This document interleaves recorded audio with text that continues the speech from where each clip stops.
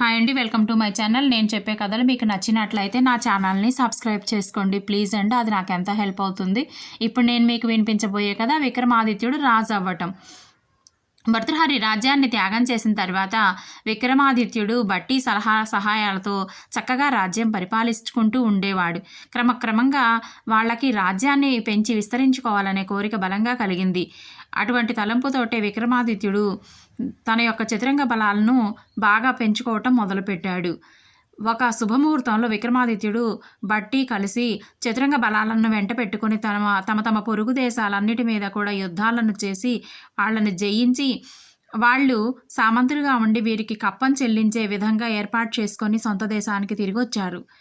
ఆ రోజు నుంచి వీరులకు విక్రమాదిత్యుడంటే సింహస్వప్నమైనాడు. భయం కూడా కలుగుతూ ఉంది.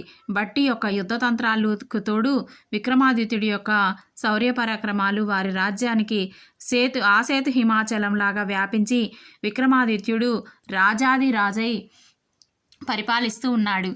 తర్వాత బట్టి విక్రమాదిత్యులు తమ రాజ్యాలకు రాజధాని యొక్క పట్టణాన్ని నిర్మించాలి అని నిర్ణయించుకున్నారు. వింధ్యాపర్వతం నివాస స్థలమగు అమరావతి వలె శోభించవలెనని దానిని నిర్మాణమునకు పూర్వము అక్కడ గొప్ప కాళికా ఆలయం ఉండేది. అది ఉజ్జయిని మహంకాళి ఆలయము ప్రసిద్ధి పొంది ఉండేది. అందువల్ల వారు తమ రాజధానికి ఉజ్జయిని అని పేరు పెట్టుకోవాలి అనుకున్నారు. పెట్టుకొని రాజ్యం పరిపాలన చేస్తూ ఉన్నారు. భట్టి విక్రమాదిత్యులు ఇద్దరూ ఉజ్జయిని మహంకాళిని భక్తి శ్రద్ధలతో సేవిస్తూ ఉండేవాళ్ళు. దేవికి 3 వేళల్లో కూడా శాస్త్రీయంగా పూజలు చేయిస్తూ ఉండేవాళ్ళు.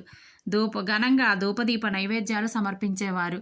వారి పూజలకు మెచ్చిన దేవి నవనిధులను కూడా వాళ్ళకి అన్ని వేళలా ప్రసాదించి కాపాడుతూ ఉండేది. కాళికాదేవి అనుగ్రహం వల్ల విక్రమాదిత్యుడు తన సోదరుడు ప్రధానమంత్రి అయినటువంటి భట్టి సహాయంతో రాజ్యాన్ని ఎంతో వైభవంగా పరిపాలన చేస్తూ ఉన్నాడు.